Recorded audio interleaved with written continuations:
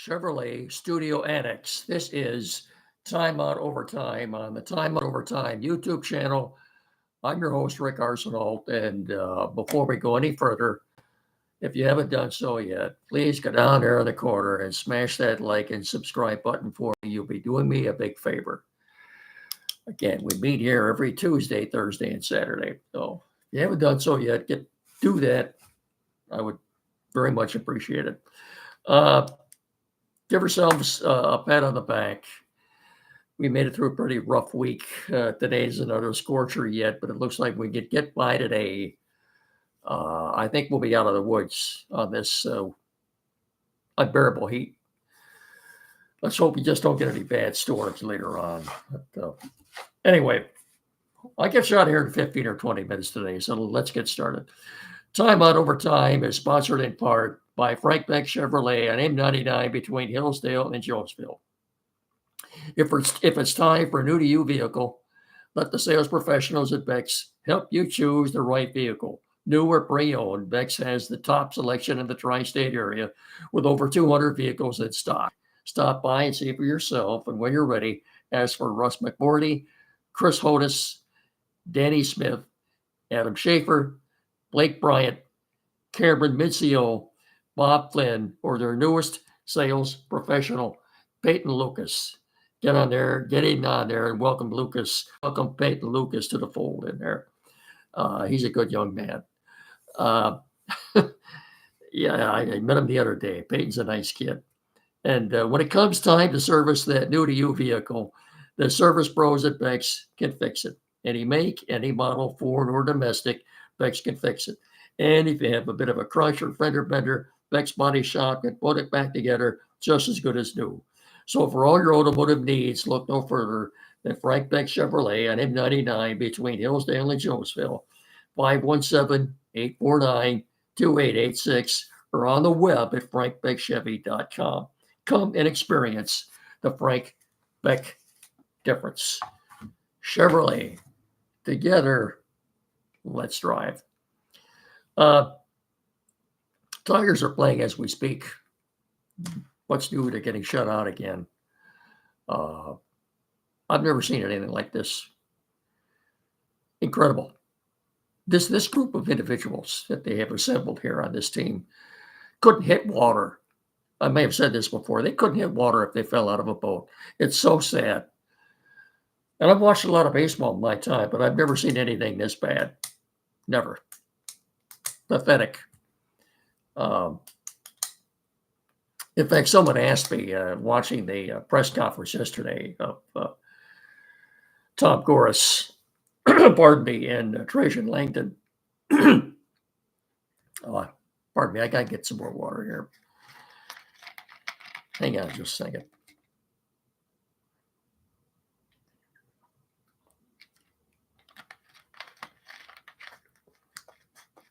I'm sure you know the story by now. If you don't, make a long story short, Tom Gores, the owner of the Pistons,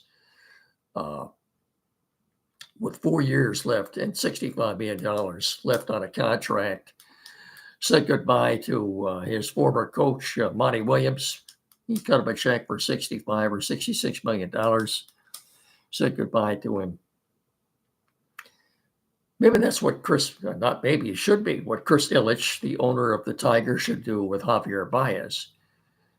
Cut him a check for about $75 million and say, adios, amigo. You're out of here. Hasta luego.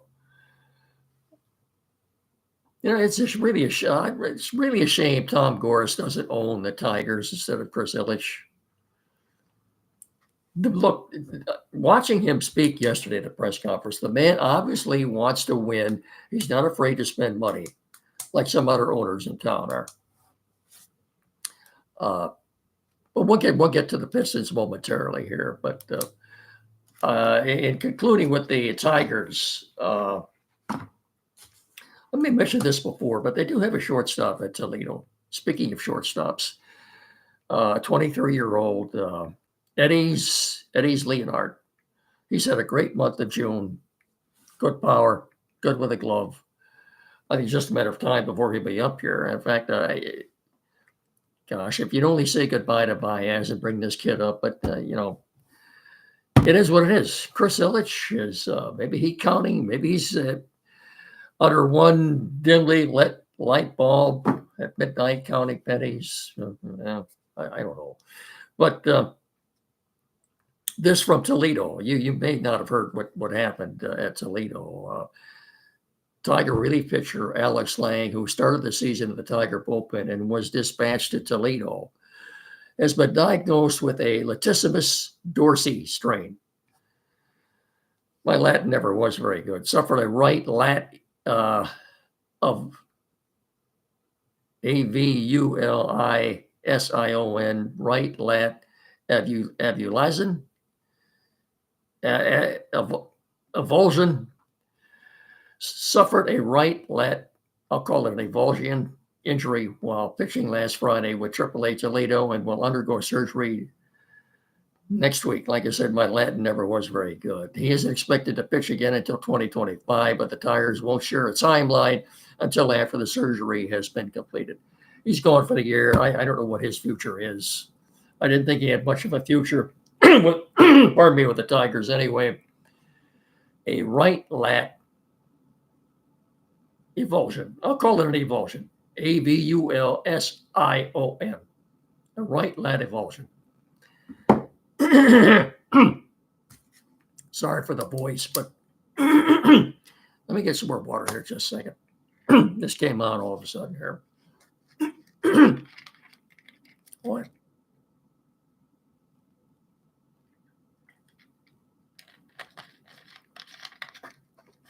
This is what happens when you walk into a store or restaurant and you're sweating and they've got the AC cranked down to about 50. Not good. So what are more people aren't sick?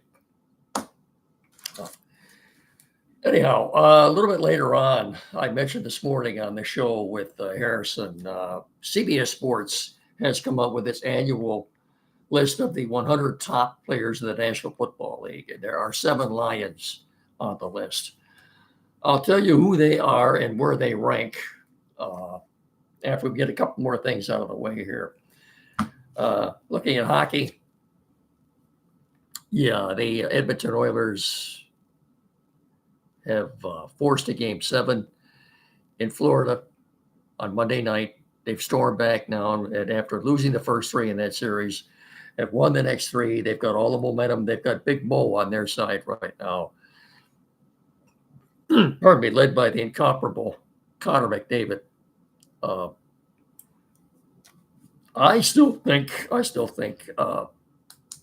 somehow the Panthers find a way to win Monday night. If they don't, the Edmonton Oilers will be the first Canadian team to win Lord Stanley's Cup since 1993. So we'll see. I'm anxious to see what the TV ratings are going to be for that game too Monday night. So, looking ahead to this coming week, you've got the NBA draft Wednesday and Thursday night, the 26th and the 27th. Immediately followed by the NHL draft Friday and Saturday, the 28th and the 29th. So you got an active week this week as far as drafts go. Steve Yzerman did say a few things yesterday. He kind of got pushed aside by the Goris Langdon press conference. Steve Yzerman did meet with the press yesterday, too. Apparently, I did not hear everything he had to say, just reading a few things in regard to signing free agents. He made it sound like he'll be hard-pressed just to keep what he's got. Mo Sider, Lucas Raymond. He thinks they'll get a good pick. They're picking 15th to Wednesday night. Look, I've got all the confidence in the world in his ability to find talent and nurture it. Again, the problem comes down to money. They have a salary cap in the NHL. And so he expressed a little concern with, being able to keep what he's got, I guess, let alone sign any free agents. But if they're going to get any better, uh, they've got to go out and find a goalie somewhere, a dependable, reliable goalie.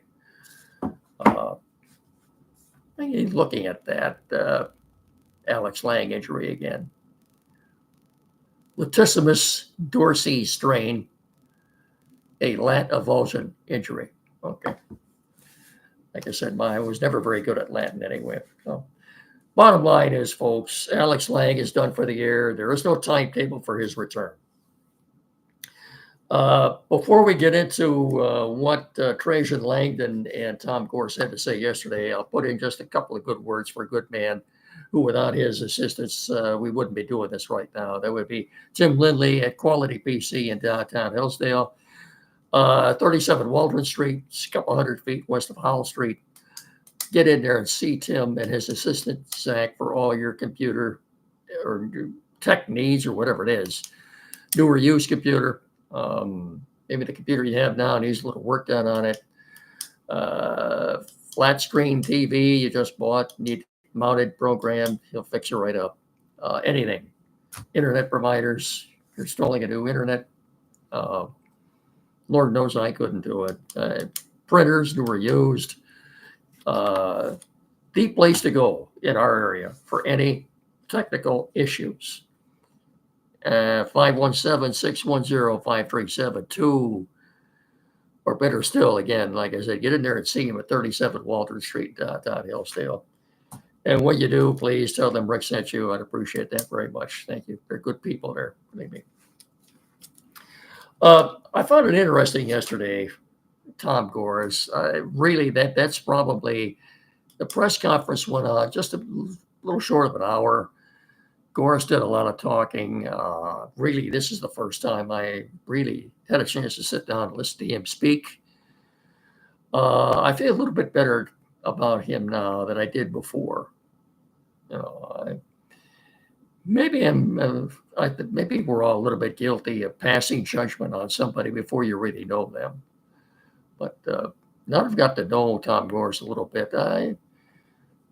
He seems like he wants to win. He's not afraid to spend money, obviously. And again, it's too bad he doesn't own the Tigers, where there is no salary cap in baseball. Tom Gorse should be owning the Tigers. Chris, you want to sell the team to Tom Gorse? Anyway, I like what he did. Like I said, he did a lot of talking. They're committed to putting a winner on the floor.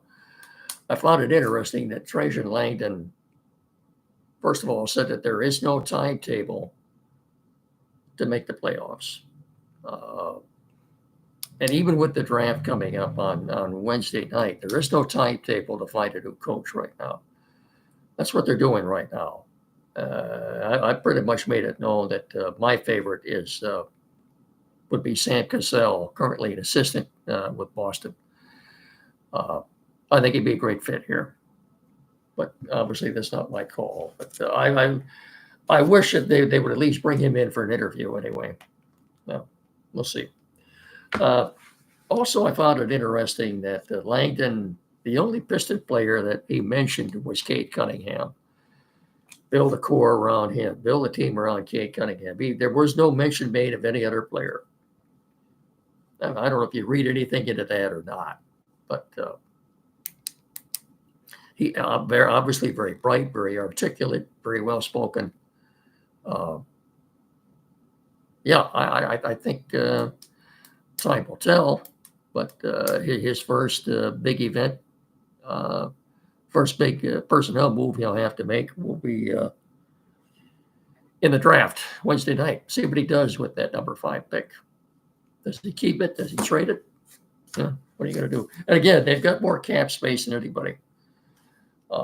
Lord knows there are a number of free agents out there. I was looking at the list this morning, and a lot of the same old suspects on that list. I didn't see a whole lot of anything on there that I'd be too interested in, but that's up to them. Sign and bring somebody in if they think can help the team. That's fine. Moving on to this CBS Sports list of top 100 players that they do on an annual basis. in the National Football League. There are 7 Lions on this list. I think the first thing I'll do is give you the top 10 players who made this list. And it shouldn't be any surprise who number 1 is. That would be Patrick Mahomes, the Kansas City Chiefs quarterback. Where was he on the list last year? Yeah, he was also number 1. Number 2 again, is, in my opinion, the best defensive player in the National Football League, Myles Garrett, defensive end for the Cleveland Browns. Last year, he was slotted in as a 5th slot. He was the 5th best player last year. This year, he's 2. Number 3 would be the 49ers left tackle, Trent Williams. Last year, he was slotted in at number 10. This year is number 3. And number 4 on that list, the Dolphins' Tyreek Hill. Last year, he was 12. Number 5, the Steelers' T.J. Watt led the league in sacks last year. Last year, he came in at 11th. This year, he comes in at number 5. Number 6, Josh Allen, quarterback of the Buffalo Bills. He dropped a little bit. He's 6th this year. Last year, he was 2. 7th, Minnesota Vikings, Justin Jefferson, wide receiver. Last year, he came in at number 7. This year, he's number 7. He didn't move at all. The second 49er player in this top 10, running back Christian McCaffrey. Last year, he was 27th. So he went from 27th last year to number 8 this year. Number 9, Micah Parsons, Dallas Cowboys linebacker. Last year was number 8. And number 10 on this list, the third 49er, Nick Bosa, defensive end. Last year, he was 4th. As far as the Lions go, Penei Sewell was the highest rated Lion on this list, coming in at 17. Amon-Ra St. Brown, wide receiver, came in at 39. Frank Ragnow, the Lions center, came in at number 56. Sam Laporta, who had a great rookie tight end season, came in at number 58. Lion quarterback Jared Goff, this was very surprising to me, came in at number 76, the 76th best player in the league.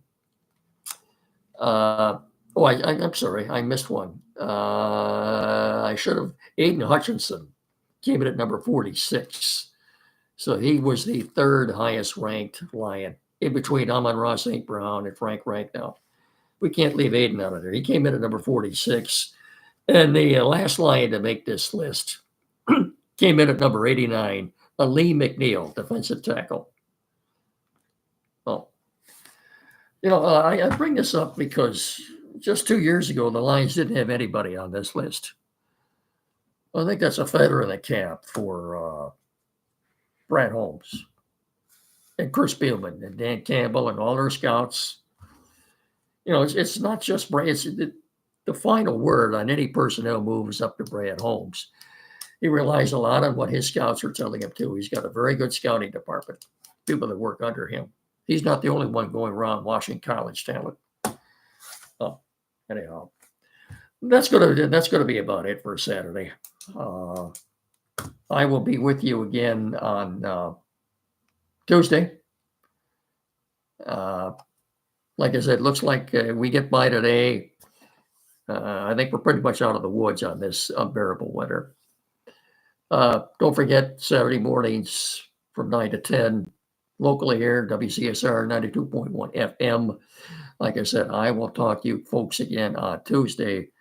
Until then, remember, treat each other with respect and have a good rest of your weekend.